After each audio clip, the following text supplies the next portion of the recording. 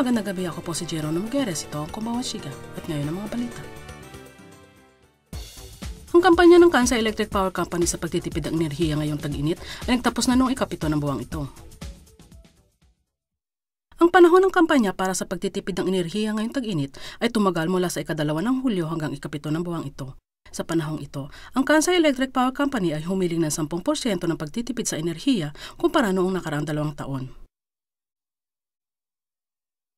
Ayon sa Kansai Electric Power Company, sa mga lugar na sakop ng kumpanya ay nakapagtipid ng 11% ng enerhiya kumpara noong nakaraang 2 taon.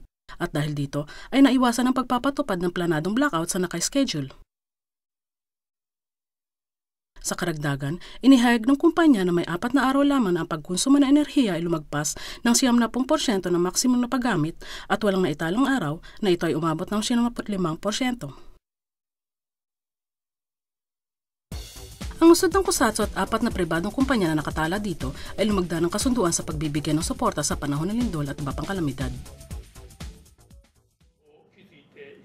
4 na pribadong kumpanya, kabilang ang isang malaking pabrika na may punong himpilan sa Kusatsu, ay lumagha ng isang kasunduan sa lungsod upang magbigay ng tubig mula sa kanilang poso at mga produkto na kanilang ginagawa sa panahon ng lindol at iba pang kalamidad. Sinasabing 2 kumpanya lumagda sa kasunduan at nag-alok ng libreng tubig mula sa kanilang mga poso sa panahon ng emergency. Sa ngayon, dahil sa pagkakaroon ng lawa ng biwa sa lalawigan, ay pinaniniwalaang hindi kinakailangan ng paggamit ng tubig mula sa poso. Ngunit sa pirmihang kasunduan, ito ay mangyayari lamang kapag nagkaroon ng aksidente sa nuclear power plant at ang tubig sa lawa ng biwa ay hindi maaaring gamitin. Paunawa buhat sa lalawigan ng Shiga. Ang National Traffic Safety Campaign ngayong Taglagas ay isasagawa ng 10 araw mula ika-21 Biyernes hanggang ika-30 Linggo ng buwan na ito. Ito ay isang kampanya ng pulisya sa lalawigan ng Shiga na nagbibigay diin sa pag-iwas sa aksidente sa trapiko na nagsasangkot sa mga kabataan at mga matatanda. Kapag nakakita ng bata o matanda na naglalakad o nakasakay sa bisikleta, bagalan ng pagmamaneho upang madaling kumilos kapag biglang tumawid ang mga ito sa kalye. Kapag magmamaneho sa gabi, gawing madalas ang pagpapalit ng liwanag ng high at low beam, nang sa ganon ay makita ang maayos sa mga naglalakad at nakasakay sa bisikleta. Sa ganitong paraan ay maiiwasan ang aksidente.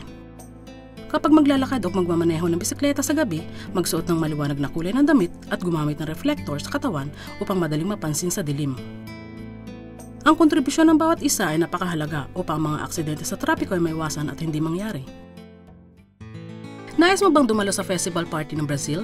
Ang bansang Brazil ay mayroong malaking bilang ng iba't ibang kultura, festival, musika at sayaw. Sa kaganapang ito, ang mga kabataan ay magpapakita ng mga tradisyonal na sayaw ng iba't ibang rehiyon ng Brazil. Sama-sama tayong magsaya sa pagkakaibang kultura ng Brazil.